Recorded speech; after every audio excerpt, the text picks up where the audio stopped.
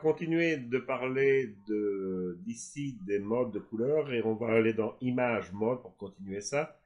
On peut voir qu'on peut afficher l'image en niveau de gris. Donc, ce qui veut dire qu'on supprime toutes les informations chromatiques et en faire un noir et blanc. Donc, on n'a plus que des informations de luminance. Mais ce qui veut dire que sur un fichier tel quel, on aura beau essayer de changer le vert, etc., ce n'est plus possible, il n'y a plus aucune information. Si je vais dans couche, il n'y a plus qu'une seule couche. Donc si vous ne savez pas ce que c'est les couches, on en reparlera dans une autre vidéo, mais retenez qu'on n'a plus qu'une seule couche. Je vais faire un CTRL-Z, donc pour moi, niveau de gris, c'est quelque chose que j'emploie jamais tel quel, parce que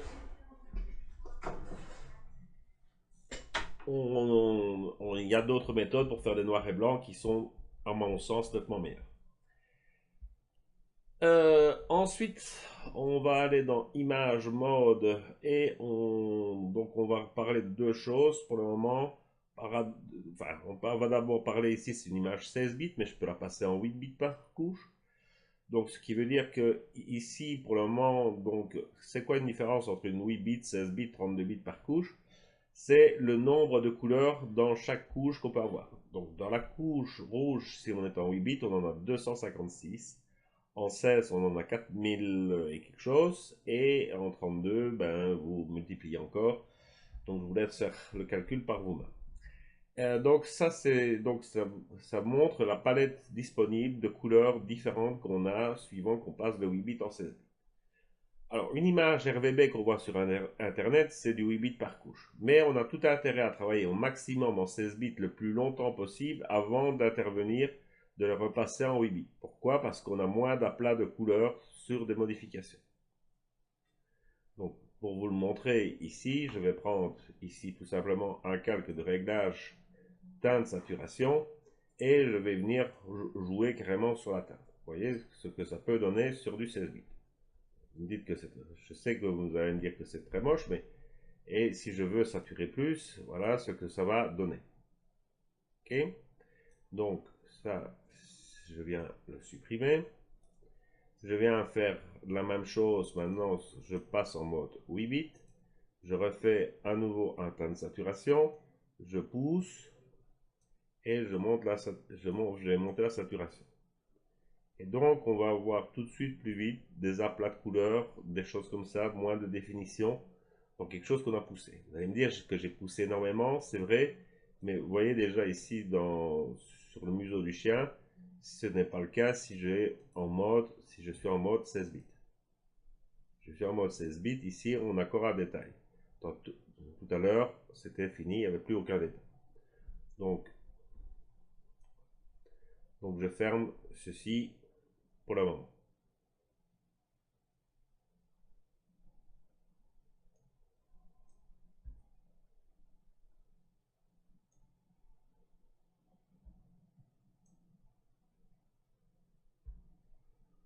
Donc voilà. Euh, ceci s'était décalé, mon histogramme s'était décalé. Donc, dans Image, ce qu'on a aussi intérêt à faire, c'est de regarder si on est bien en RVB. Donc, si on veut imprimer cette image, il est conseillé de passer en couleur CMJN. Donc,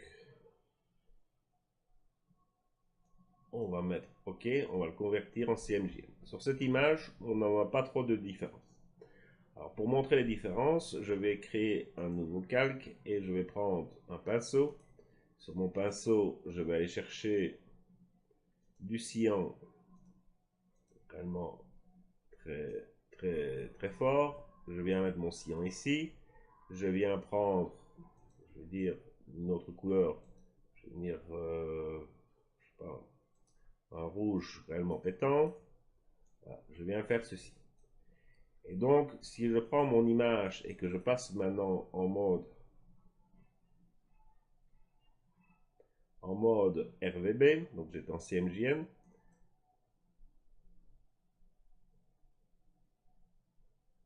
je ne dois pas l'aplatir. Vous voyez que les couleurs qui sont ici sont nettement plus vives en RVB que ce qu'ils étaient en CMJN. On va montrer mode, je le remets en mode CMJN. Je ne veux pas que les calques. OK. Et donc, vous voyez qu'il y a une différence. Donc, le mode CMJN, vous devez le passer en mode CMJN si vous devez faire, si vous devez imprimer. Comme ça, vous verrez exactement ce que votre imprimante qui contient des cartouches cyan, magenta, jaune et noir peut faire sur votre image et vous aurez donc un résultat de sortie qui sera semblable à ce que vous voyez à l'écran. En outre, si vous n'imprimez pas par vous-même, par votre imprimante, le mode CMJN a juste un autre intérêt, c'est que dans les couches, ici vous avez des couches cyan, magenta et jaune. Et on verra que pour, par exemple, sur le jaune, si je prends ici le jaune ou je vais prendre le magenta, on a parfois plus facile de détourer certains éléments sur du magenta ou sur du cyan que sur du bleu ou sur du vert. D'accord? Dans ce cas-ci, normalement, ça ne devait pas être trop dur de le faire sur du vert. Donc si je reviens ici en calque, en image mode et que je reviens en RVB, je n'aplatis pas, et que je viens sur la couche vert, j'avais évidemment tout le vert qui était derrière, qui me permettait quand même une bonne sélection. Ça commence parfois à devenir un peu plus compliqué ici autour de la tête, donc qui est à la limite plus clair que l'arrière-plan. Donc c'est pour ça qu'il faut parfois sélectionner la couche et voir quelle est la couche qui se détache le mieux sur l'image pour pouvoir détourer sur la couche. Donc c'est une autre indication de passer en mode CMJN.